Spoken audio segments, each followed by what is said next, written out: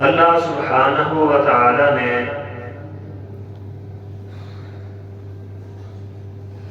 اپنے بندے کو معاف فرمانے کے لیے بے شمار اسباب پیدا فرمائے، اپنے بندے کو مقام، مرتبہ اور فضیلت عطا کرنے کے لیے متعدد اسباب مہیا کیے ہیں، جن اسباب کو اختیار کر کے اللہ کا بندہ اپنے گناہ بھی اللہ سے معاف کروا سکتا ہے، اپنے رب کو راضی بھی کروا سکتا ہے، اور اللہ کے ہاں قابل احترام بھی بن سکتا ہے۔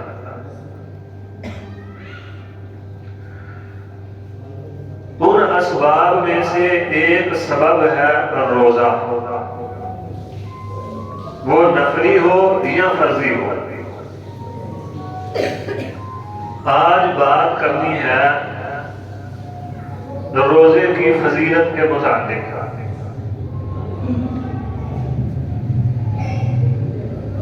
چند دنوں بعد، یا اب تو یوں کہہ لیں کہ گنتی کے لمحات ہی باقی رہ گئے،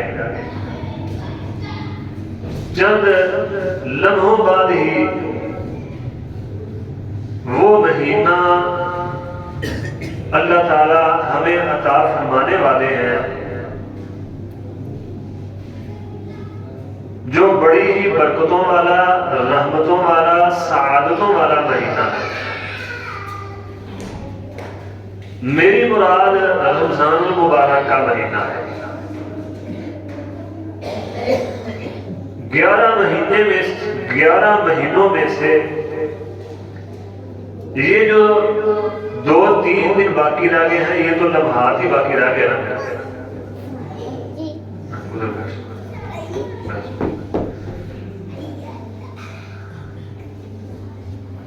کئی ایسے ہمارے عزیز و اقارب تھے جو پچھلے سال رمضان میں ہمارے ساتھ تھے، لیکن اس سال وہ ہمارے ساتھ رمضان میں نہیں ہوں گے۔ کیا پتا یہ جو چند لمحے باقی رہ گئے ہیں، ان میں سے بھی ہم میں سے کوئی چلا جائے۔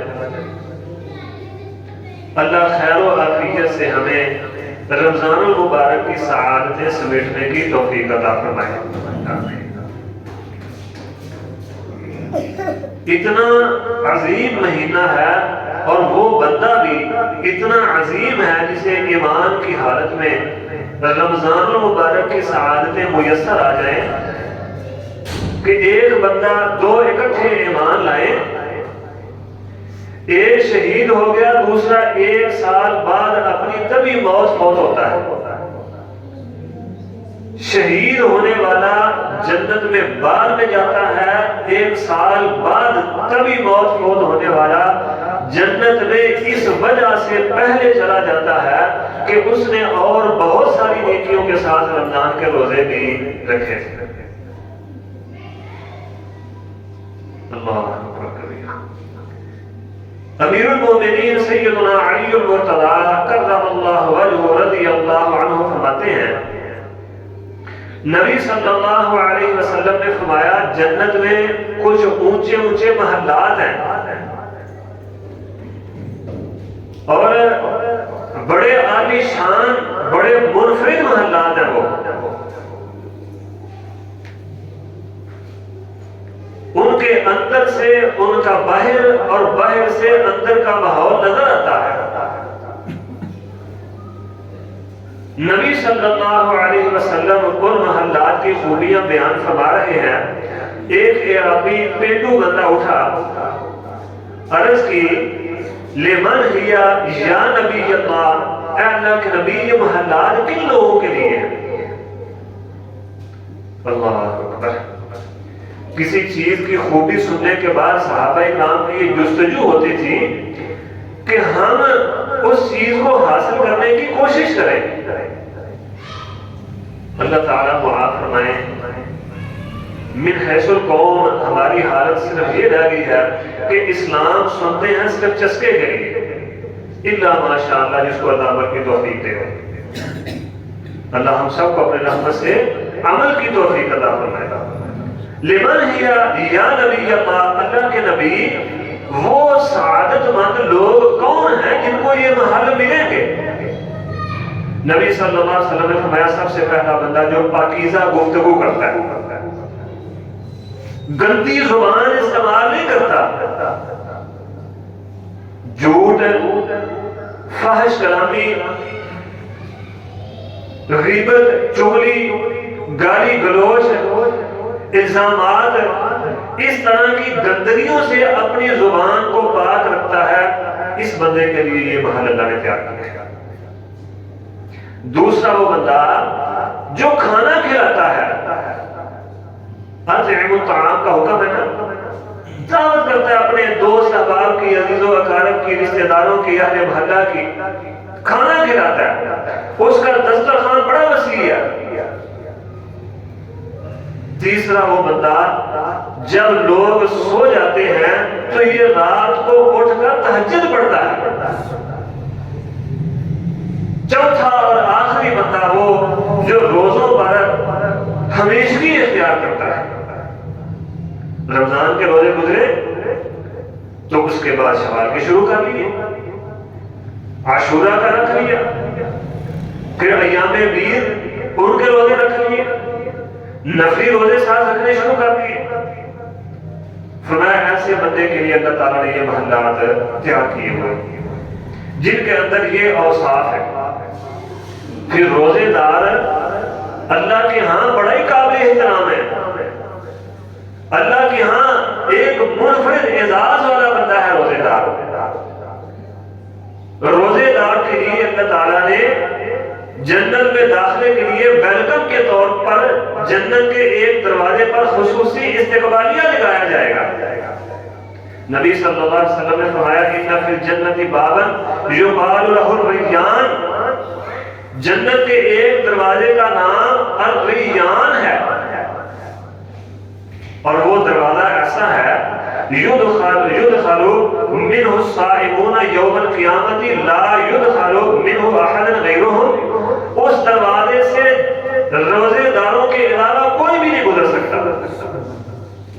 یقال این الصائمون، اس دروازے پر بندہ جو استقبالیہ کے لیے کھڑا ہوگا وہ پکارے گا این الصائمون، بھئی روزے دار کدھر ہیں، ادھر آؤ، ان کے لیے یہ دروازہ ہے۔ اللہ کیسا اعزاز ہے، کیسا عظیم مرتبہ ہے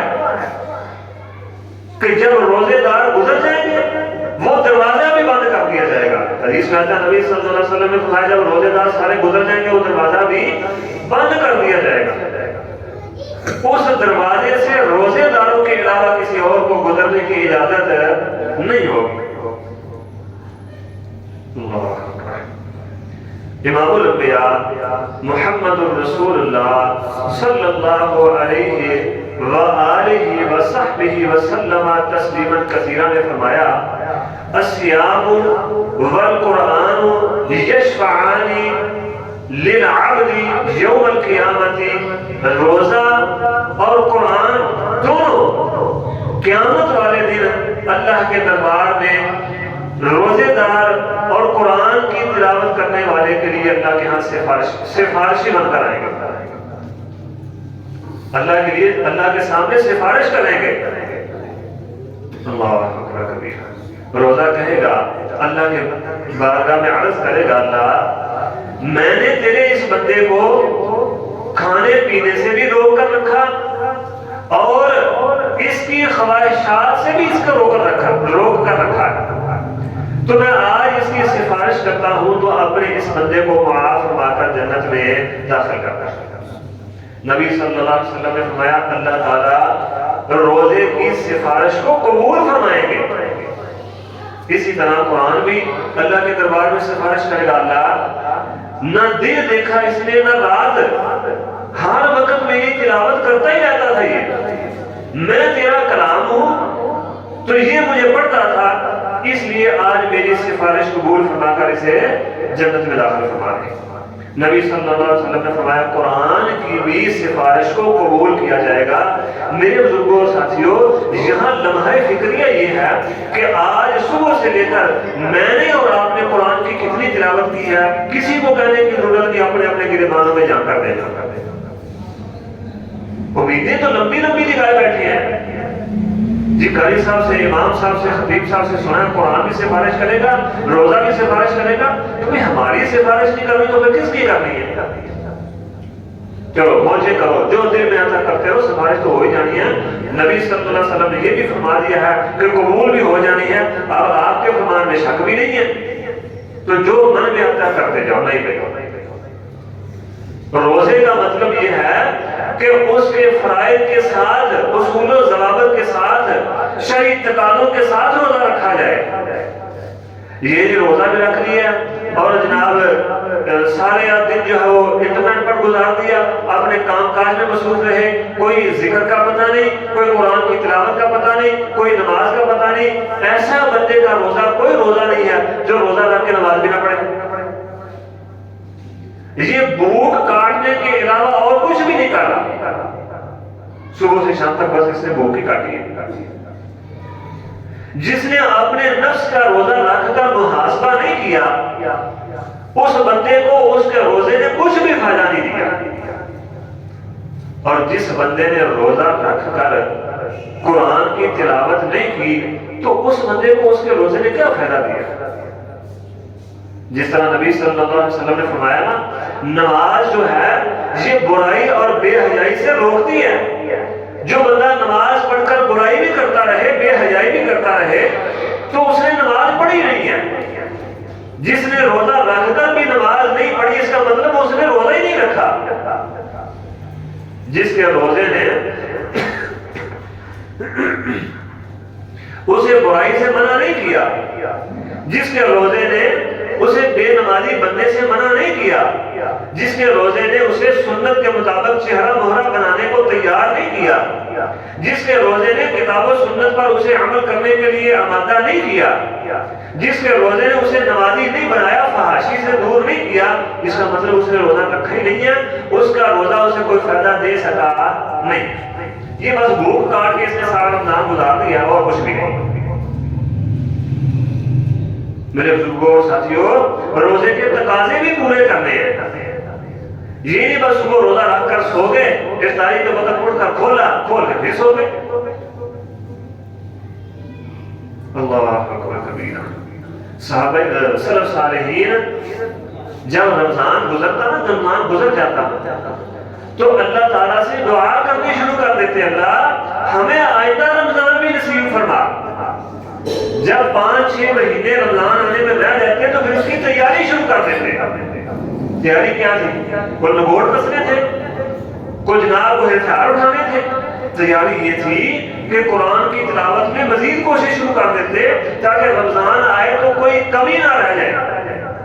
ذکر و اذکار میں، نماز میں، نوافل میں، تہجد میں، تراویح میں کوئی کمی نہ رہ جائے۔ یہ سارے اعمال 5-6 مہینے پہلے سے مزید تیز کر دیتے۔ وگرنہ اگر آپ اسلاف کی سیرت پڑھیں تو آپ حیران ہو جائیں گے، یار کبھی تو پہلے ہی نہیں چھوڑتے تھے تو پھر مزید تیاری کیا کرتے ہوں گے؟ یہ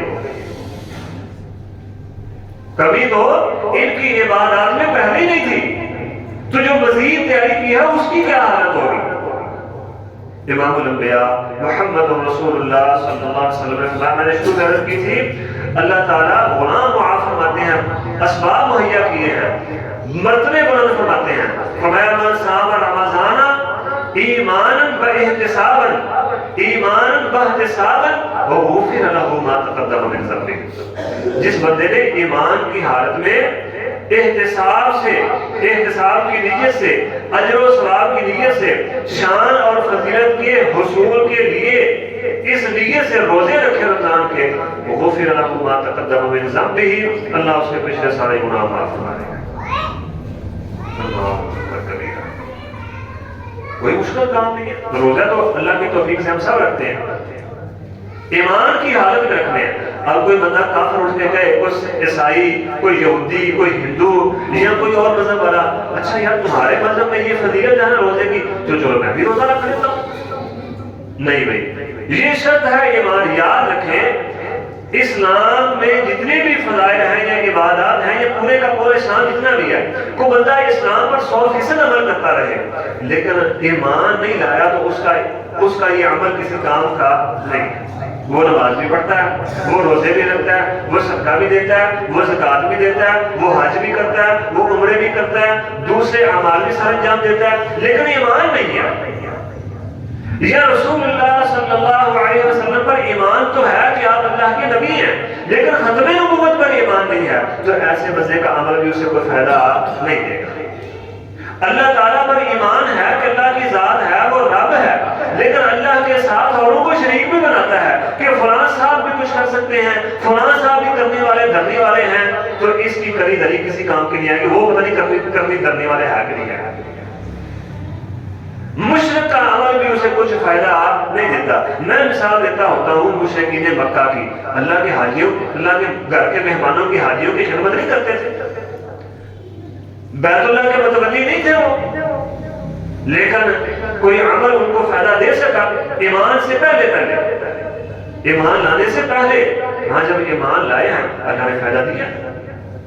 ابو جہل تھا، سردار تھا، ابو جہل سردار تھا، ایمان نہیں لایا، حاجیوں کی خدمت بھی کرتا ہے، صدقہ بھی دیتا ہے، بڑے جہاں کئی اونٹ ذبح کر کے مسکینوں غریبوں کے لیے چھوڑ دیتے تھے بطور صدقہ، انفاق فی سبیل اللہ، لیکن کوئی کام آ سکا نہیں. منافقین مدینہ دیکھ لیں، نبی صلی اللہ علیہ وسلم کے پیچھے نمازیں پڑھتے ہیں، ایمان نہیں ہے نبی صلی اللہ علیہ وسلم پر. اس ایمان نہ ہونے کی وجہ سے ان کے اعمال ان کو کوئی فائدہ دے سکے نہیں. تو ایمان باحتساب اجر کی امید رکھتے ہوئے، فضیلت کی امید رکھتے ہوئے، برکت کی امید رکھتے ہوئے روزے رکھتے. بعض الناس کہتے ہیں جی ہم عمل کرتے ہیں بس ہمیں اللہ سے کچھ چاہیے نہیں، ہم اللہ کے لیے کرتے ہیں، اللہ اللہ کرتے ہیں. بھئی یہ بات بھی اسلام کے مزاج کے، اسلام کے اصول و ضوابط کے، اسلام کی تعلیم کے بالکل الٹ ہے. ایمان واحتساب اجر کی امید کے ساتھ، فضیلت کی امید بھی ہو، دل میں اللہ کا ڈر بھی ہو، اجر کی امید بھی ہو، اللہ سے برکت کی امید، رحمت کی امید ہو، ان چیزوں کے ساتھ اگر روزہ رکھتے ہیں فرمایا غفر لہ ما تقدم من ذنبہ، اللہ پچھلے سارے گناہ معاف فرما دیں گے، نئے سرے سے جو عمل کرو گے وہ پھر ہوگا. اور اللہ تعالیٰ جو گناہ معاف فرماتے ہیں پتہ کس طرح فرماتے ہیں؟ یہ نہیں بس گناہ جہاں لکھا ہے وہاں قلم پھینک دیا چلو جس کا گناہ معاف فرما دیا، نہیں، بلکہ اس گناہ کو نیکی میں بدل دیتے ہیں، اس گناہ پر نیکی لکھ دی جاتی ہے. یہ ہے اللہ تعالیٰ کا انداز معاف فرمانے کا. اللہ فرمایا من قام رمضان ایمان باحتساب غفر لہ ما تقدم من ذنبہ. انہی دو شرطوں کے ساتھ جو شرطیں روزے کے لیے تھی، انہی دو شرطوں کے ساتھ جو قیام کرتا ہے، جو نماز تراویح پڑھتا ہے یا دوسرے نوافل پڑھتا ہے، اللہ تعالیٰ اس کے بھی پچھلے سارے گناہ معاف کرا دیں گے. انہی دو شرطوں کے ساتھ من قام لیلۃ القدر ایمانا واحتسابا غفر لہ ما تقدم من ذنبہ. انہی دو شرطوں کے ساتھ جو لیلۃ القدر، جو قدر والی رات کو قیام کرتا ہے، اللہ اس کے بھی سارے گناہ معاف فرما دیں گے. یہاں بھی ایک بڑا مسئلہ عجیب ہے، لوگ سمجھتے ہیں کہ صرف 27ویں جو ہے یہ لیلۃ القدر ہے. نہیں بھائی، یہ لیلۃ القدر نہیں ہے. نبی صلی اللہ علیہ وسلم نے فرمایا تحروا لیلۃ القدر، تلاش کرو آخری عشرے کی 5 پاک راتوں میں. ہمیں سمجھ گیا بس جو 27ویں ہے اس کو قیام کر لو، کو دو صفحے قرآن کے پڑھ لو، کو تھوڑا سا اذکار کر لو، چلو جی قیام بھی ہو گیا، تلاوت بھی ہوگی، اذکار بھی ہوگی، اب ہماری لاگی موج ہے. جب نبی صلی اللہ علیہ وسلم نے فرمایا بھائی تحروا لیلۃ القدر، تلاش کرو، ہم نے کہاں سے نکال لیا کبھی 27ویں ہے؟ اللہ اکبر کبیرہ.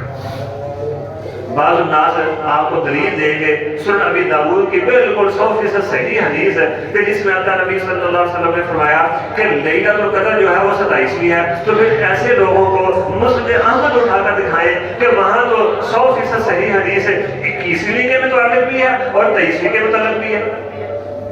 آپ کیا کہو گے؟ 21ویں کے متعلق فرمایا کہ یہ لیلۃ القدر کی رات ہے، 23ویں کے متعلق فرمایا یہ لیلۃ القدر کی جو ہے رات ہے۔ بعض ضعیف روایات میں یہ بھی ہے کہ 25ویں جو ہے وہ لیلۃ القدر کی رات ہے۔ اب کیا کرو گے؟ بات وہی ہے تقرر لیلۃ القدر، یہی بات صحیح ہے کہ تلاش کرو کون سی ہے۔ میرے بزرگوں اور ساتھیوں، یہاں ایک بات اور بڑی قابل توجہ ہے۔ ہم پتہ کیا کرتے ہیں؟ آتے ہیں پہلی بات تو ہم نماز عشاء کی نماز کے لیے آتی تب ہیں جب جماعت نکل جاتی ہے۔ ایسے بندے وہ اجر حاصل نہیں کر سکتے جو جماعت والے نے حاصل کر لیا۔ آگے کیا کرتے ہیں؟ چلو جی تراویحوں کے ساتھ مل جاتے ہیں، 2 پڑھ لیں گے، باقی جو 2 رہ جائیں گے وہ اٹھ کے پڑھ لیں گے۔ اگرچہ یہ عمل بھی درست ہے لیکن جس طرح ہم کرتے ہیں اس طرح درست نہیں ہے۔ کسی کی رہ گئی ہے تو وہ ہے جان بوجھ کے چھوڑ کے نہ آئے۔ اللہ اکبر کبیرہ۔ اب یہ جو قیام ہے نا، قیام من قام لیلۃ القدر اور من قام رمضان، یہ جو قیام ہے یہ بھی امام کے ساتھ قیام ہے۔ آتے ہیں تراویح کے پہلی 2 تراویحوں کے ساتھ نماز عشاء پڑھی تو پڑھ کے گھر چلے گئے، گھر سے آگے ہم تراویح پڑھتے ہیں۔ نبی صلی اللہ علیہ وسلم نے فرمایا من قام مع الامام، جس نے امام کے ساتھ قیام کیا، اپنے قیام نہیں۔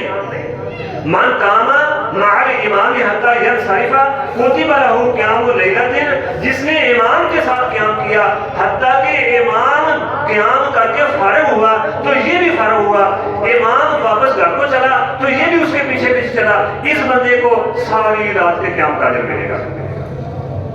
گھر جا کے تراویح تو ہو جائیں گے لیکن یہ جو اجر ہے نا، یہ جو من قام لیلۃ القدر والا، یہ من قام رمضان والا کہ رمضان میں قیام کیا، لیلۃ القدر کو قیام کیا، اس کو یہ فضیلت ہے کہ اس کے پچھلے سارے گناہ معاف فرما دیے جائیں گے۔ یہ فضیلت امام کے ساتھ تراویح پڑھنے میں ہے۔ اچھا بعض الناس یہ بھی کرتے ہیں، بیٹھے رہتے ہیں، پتہ ہے پہلی 2 تراویح ہیں 4، یہ تھوڑی لمبی ہونی ہے تو بیٹھ جاتے ہیں پیچھے، جب پہلی رکعت نکل جاتی ہے دوسری تراویح کے ساتھ آگے مل جاتے ہیں۔ چلو جی ہم نے امام کے ساتھ قیام کیا، یہ امام کے ساتھ قیام نہیں ہے۔ یہ دھوکے بازیاں اللہ کے ہاں نہیں چلتی۔ بعض الناس ایسا بھی کرتے ہیں، وطر جو ہے وہ پیچھے بیٹھے رہتے ہیں، جب 2 نکل جاتے ہیں 1 رہ جاتا ہے پھر آگے پڑھتے ہیں، تو یہ وطر بھی وطر نہیں ہے۔ امام کے ساتھ پڑھنے ہیں تو 3 ہی پڑھنے ہیں، یہ وطر بھی کوئی وطر نہیں ہے۔ امام کے ساتھ جتنے نمازیں تراویح پڑھی، عشاء پڑھی، پھر تراویح پڑھی، پھر وطر پڑھے، وطر پڑھنے کے بعد وہ امام کے ساتھ مسجد سے نکلا اور گھر کو چلے گئے، اس بندے کو اللہ نے اس کے سارے گناہ پیچھے معاف فرما دیے اور پوری رات کے قیام کا اجر عطا فرما دیا۔ اب یہ قیام امام کے ساتھ اگرچہ آدھے گھنٹے کا کیوں نہ ہو، یہ گھنٹے کا ہو، 2 گھنٹے کا ہو، 10 منٹ کا ہو، امام 10 منٹ میں پڑھا دے۔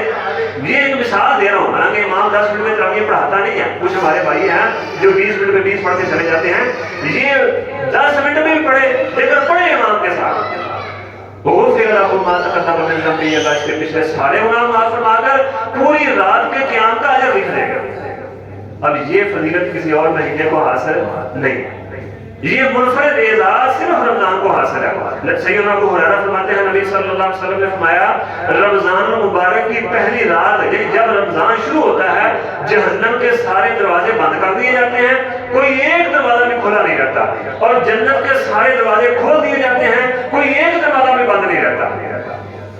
پھر ایک پکارنے والا پکارتا ہے یا باغی الخیر اقبل، اے بھلائی کرنے والے، اے نیک کام کرنے والے، اے اچھے کام کرنے والے، جلدی آ، بھاگ کر آ، جلدی جلدی اور مزید نیک کام کر لے۔ اور ساتھ یہ پکارتا ہے یا باغی الشر ابصر، اے برائی کرنے والے، اے نافرمانی کرنے والے، اے برے کام کرنے والے، اے فساد کرنے والے، باز آ جا، رک جا، رمضان المبارک کے مہینے کا حیا کر لے۔ پھر نبی صلی اللہ علیہ وسلم نے فرمایا وَلِلَّهِ مُتَقَاءُ مِنَ النَّارِ وَذَلِكَ فِي كُلِّ لَيْلَةٍ، اللہ تعالیٰ پھر اپنے بے شمار بندوں کو جہنم سے آزاد فرماتے ہیں، اور یہ عمل ہر رات اللہ تعالیٰ کرتے ہیں۔ بعض روایات میں ہے سحری اور افطاری کے وقت بھی اللہ تعالیٰ اپنے بندوں کو جہنم سے آزاد کرتے ہیں۔ وہ ایک حدیث میں یہ بھی آتا نا، نبی صلی اللہ علیہ وسلم جبریل علیہ السلام نے آ کر عرض کی، حدیث کا بھی ہے مختصر یہ ہے، اللہ کے نبی جس کی زندگی میں رمضان آیا اس نے رمضان کی قدر کر کے جنت حاصل نہ کر لی، جہنم سے بچ نہ گیا، اپنے گناہوں کو معاف کروا نہ لیا، ایسے بندے پر لعنت ہو۔ نبی صلی اللہ علیہ وسلم نے فرمایا آمین، جبریل جو تم کہہ رہے ہو واقعی یہ ٹھیک ہے، اس پر ایسے ہونا چاہیے۔ جبریل علیہ السلام نے فرشتوں کے سردار، انہوں نے بد دعا کی، اور امام الانبیاء کل کائنات کے سردار محمد رسول اللہ صلی اللہ علیہ وسلم نے اس بد دعا پر آمین فرمائی۔ دعا کرے اللہ ہمیں رمضان کی قدر کی توفیق عطا فرمائے۔